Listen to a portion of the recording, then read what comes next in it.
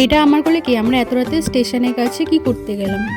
তো হ্যালো সবাইকে, আজকে দিনটা খুবই খুশির, কারণ আজকে আমাদের ফ্যামিলিতে এসেছে একটা নতুন সদস্য, আমরা তাকেই দেখতে যাব এখন। এর জন্য আমি ঝটপট করে রেডি হয়ে নিচ্ছি যাওয়ার জন্য।